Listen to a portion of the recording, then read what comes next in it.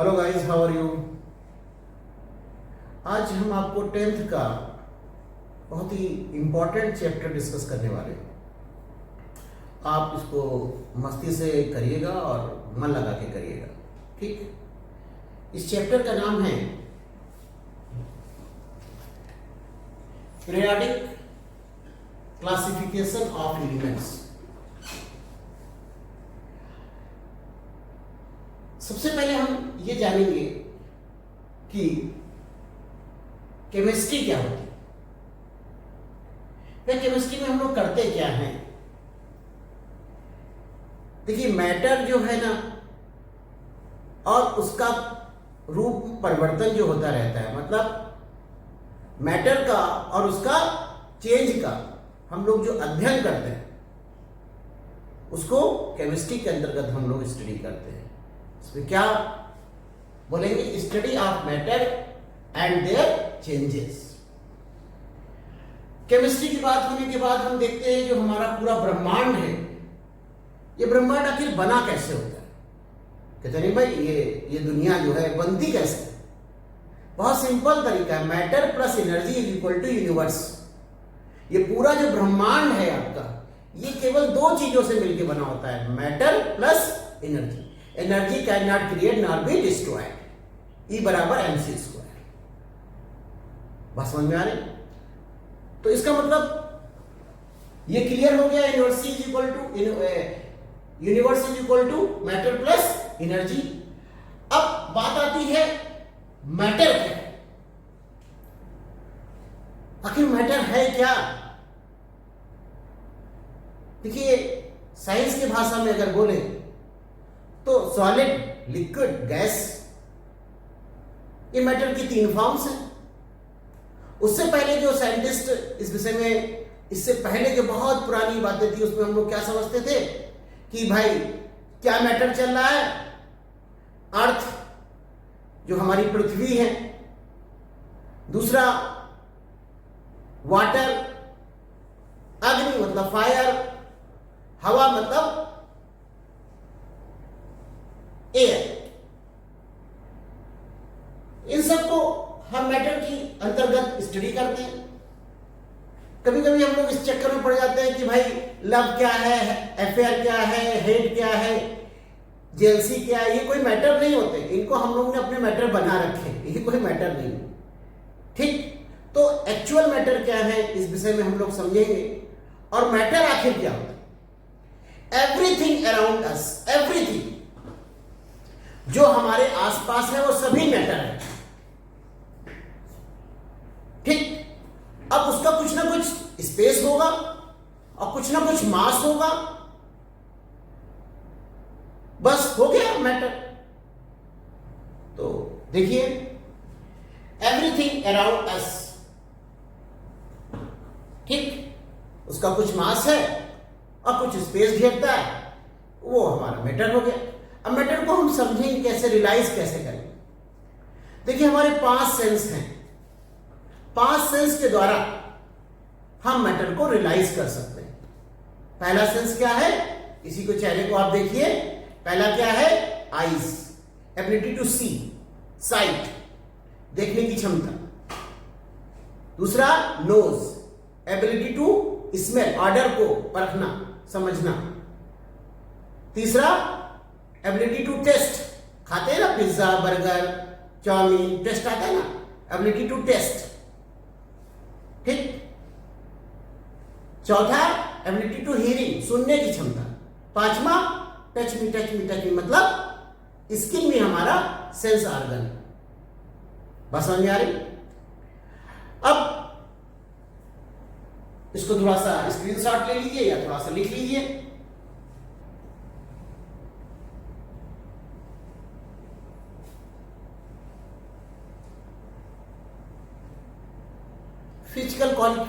Physical classification के आधार पे हम इसको थोड़ा सा समझने की कोशिश करेंगे।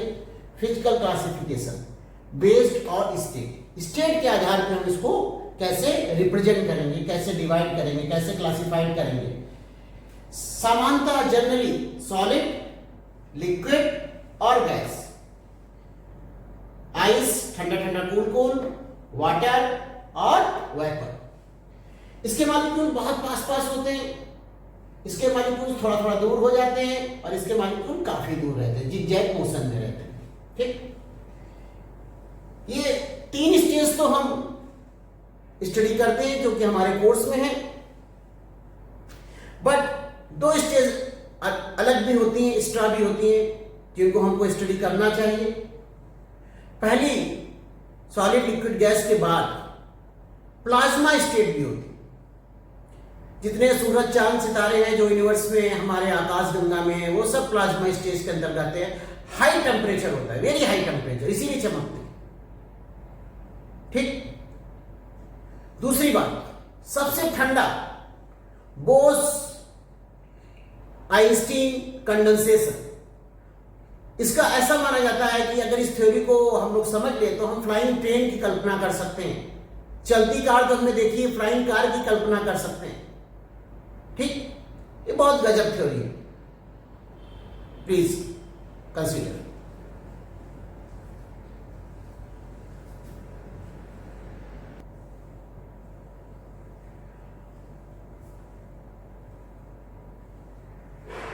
केमिकल क्लासिफिकेशन की बात करते हैं। अगर केमिकल क्लासिफिकेशन है बेस्ड ऑन प्योरिटी, प्योर है कि इम्प्योर है और उसका कंपोजिशन कैसा है, इसके हिसाब से अगर हम क्लासिफिकेशन करते हैं तो ये केमिकल क्लासिफिकेशन कहलाएगा। मैटर 2 टाइप्स प्रमोट हो जाएगा, पहला प्योर सब्सटेंस और दूसरा इम्प्योर सब्सटेंस। प्योर सब्सटेंस में क्या आएगा, एलिमेंट्स आएंगे और कंपाउंड्स आ जाएंगे भैया। और इम्प्योर में क्या आएगा, होमोजीनियस और हेट्रोजीनियस। होमोजीनियस क्या हो गया, जैसे होमोजीनियस है, शराब को पानी में मिलाते तो मिल जाती है, तो सॉल्यूशन बन जाता है। सॉल्यूशन क्या हो गया, a homogeneous mixture of 2 or more chemical substance called solution. Less quantity called solute and more quantity called solvent. ठीक, बहुत प्यारी सी बात है, तो इसको प्लीज कंसीडर करिए।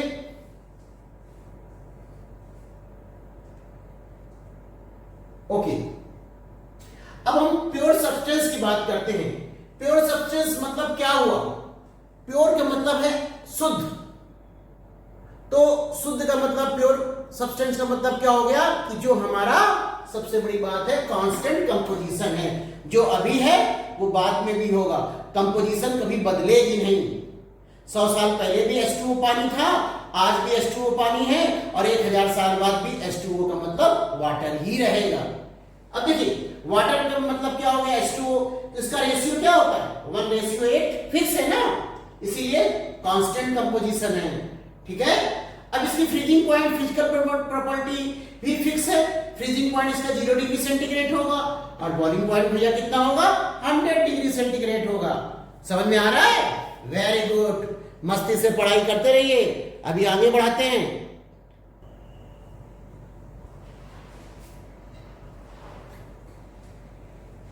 एलिमेंट्स क्या होते हैं, एलिमेंट्स देखिए प्योर सब्सटेंस से होते हैं, तो इसका मतलब प्योर सब्सटेंस तो होना जरूरी है, प्लस और क्या चीज होना चाहिए, एलिमेंट वन काइंड, एक ही तरह के होते हैं। Consist, element consist only one kind of particles. अब एलिमेंट्स को अगर एटम्स की नजर से देखें, एटम्स ऑफ एलिमेंट के हिसाब से देखें, तो क्या होगा, कंसिस्ट ऑफ इंडिविजुअल एटम, जैसे carbon, iron, gold, individual atom जो हैं वो एटम्स ऑफ एलिमेंट कहलाएंगे। जैसे हमने एक चित्र के द्वारा, एक डायग्राम के द्वारा ये बताने की कोशिश करी, मॉलिक्यूल्स ऑफ एन एलिमेंट। अब मॉलिक्यूल्स ऑफ एन एलिमेंट क्या होंगे भाई, मॉलिक्यूल्स बनना इसका मतलब है 2 या 2 से अधिक होंगे। ठीक, तो कंटेन्स 2 और मोर एटम्स, जैसे H2N2O2, इसका हमने डायग्रामेटिक पोर्शन बनाने की कोशिश की, देखिए 2 है कि नहीं। Very, please consider. एक बहुत प्यारा क्वेश्चन पूछा गया है, एलिमेंट्स के, एलिमेंट्स कितने प्रकार के होते हैं, क्लासिफिकेशन ऑफ एलिमेंट क्या होगा, इसके विषय में हम लोग डिस्कस करेंगे। एलिमेंट्स क्या है, एलिमेंट्स को 3 भागों में बांटा जा सकता है। The criteria about 3 types of parameter.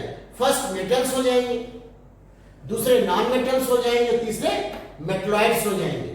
मतलब मेटल्स और नॉन मेटल्स के बीच की जो श्रेणी होती है उसको मेटलॉइड्स कहते हैं।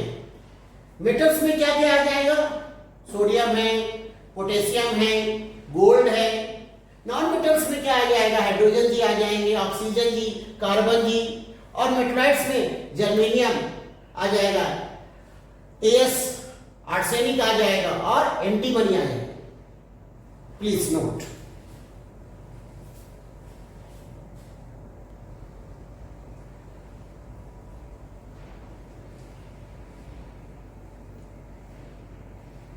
बहुत पहले हम लोग ये समझते थे कि एटम्स की सबसे छोटा पार्टिकल होता है, टाइनी पार्टिकल्स होता है, इसको अब सब डिवाइड नहीं किया जा सकता। एटम की डेफिनेशन डाल्टन ने क्या दी थी? क्या कहते थे? जैसे एप्पल्स, ए फॉर एप्पल और ए फॉर एटम, काटिए काटिए काटिए, uncuttable particle is called atom, uncuttable particle called as atom, ऐसा माना जाता था। धीरे धीरे थ्योरीज आने लगी, इलेक्ट्रॉन का आविष्कार हुआ, प्रोटॉन का आविष्कार हुआ, न्यूट्रॉन का आविष्कार हुआ। अब माना जाने जाना कि भाई ये सबसे छोटे पार्टिकल हैं, फंडामेंटल पार्टिकल्स हैं, अब इनसे छोटा तो कुछ हो ही नहीं सकता। और अब समय बदल गया है, रिसेंट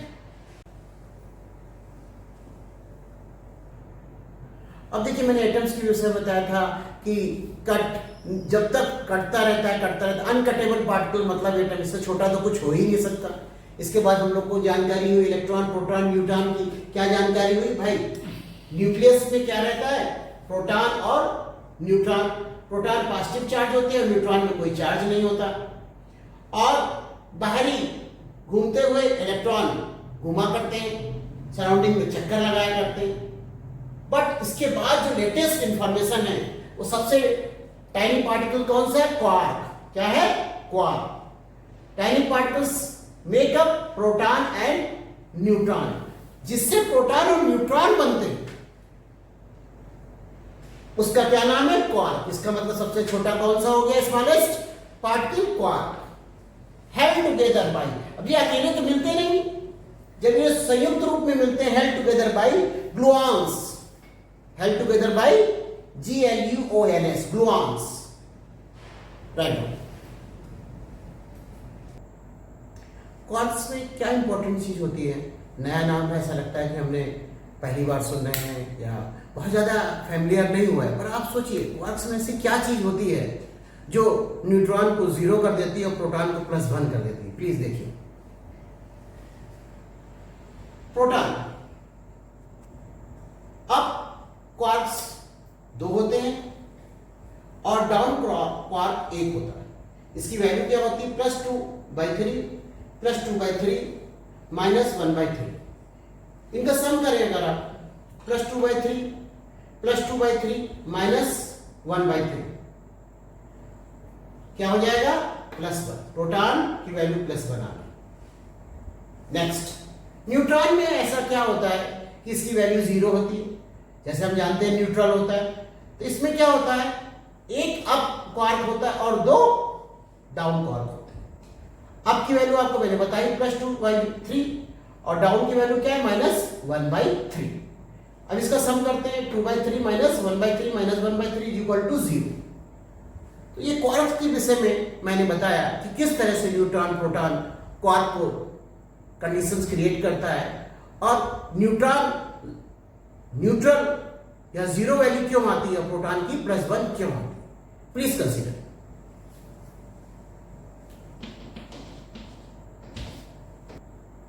अब हम एलिमेंट और कंपाउंड के विषय में बात करेंगे। एलिमेंट्स को कैसे हम कंसीडर करेंगे, कंपाउंड को कैसे कंसीडर करेंगे, और जो हमारे मन का भय है उसको कैसे, कभी कभी हम लोग भूल जाते हैं एलिमेंट में क्या हो गया, कंपाउंड में क्या हो। एलिमेंट मैंने बताया था ये प्योर सब्सटेंस से बनता है और 1 काइंड ऑफ यूनिट, और कंपाउंड क्या है? प्योर सब्सटेंस से भी बनता है पर more than 1 kind of unit.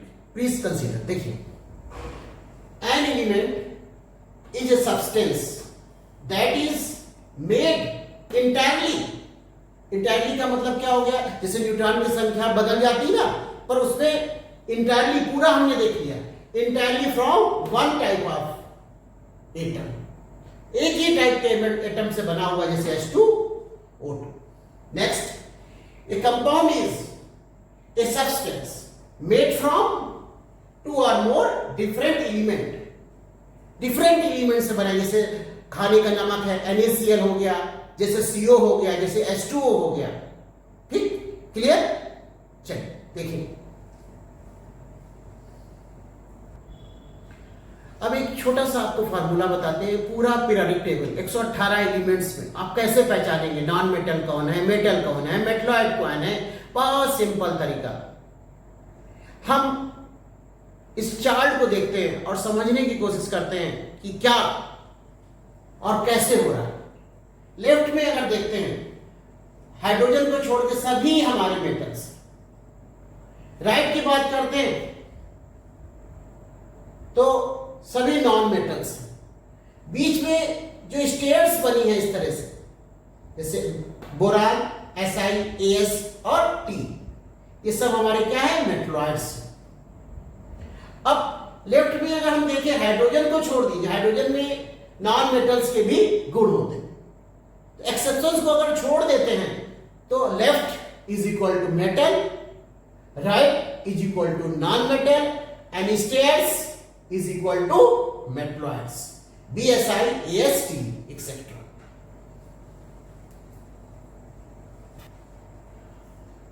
आज माय डियर फ्रेंड्स हम लोगों ने क्या पढ़ा? Learn what you earn. कहते नहीं, learn what you earn. Earn क्या किया, इसके विषय में हम लोग डिस्कस करते हैं।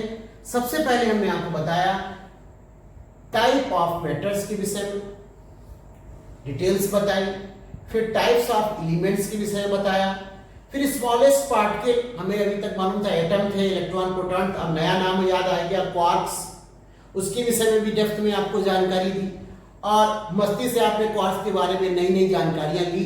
इसके बाद एलिमेंट्स और कंपाउंड में डिफरेंट क्या होता है, ये भी आज मैंने बताने की कोशिश करी। और सबसे खास बात हमने बताया कि मेटल, नॉन मेटल और मेटलॉइड्स को 118 एलिमेंट में कैसे पहचानेंगे। लेफ्ट मतलब मेटल, राइट मतलब नॉन मेटल, और स्टेयर्स के बीच में जो आते हैं स्पेशल एलिमेंट्स जो हमने नाम भी बताए थे, वो सब मेटलॉइड्स आते हैं। तो आज हमने बहुत अच्छे से माय डियर फ्रेंड्स स्टडी की। आप मेरे मित्र भी हैं और मेरे स्टूडेंट्स भी हैं। आपका भविष्य उज्जवल हो, आप नई नई कीर्तिमान को पकड़े और प्राप्त करें, और आपका दिन शुभ हो। नमस्कार।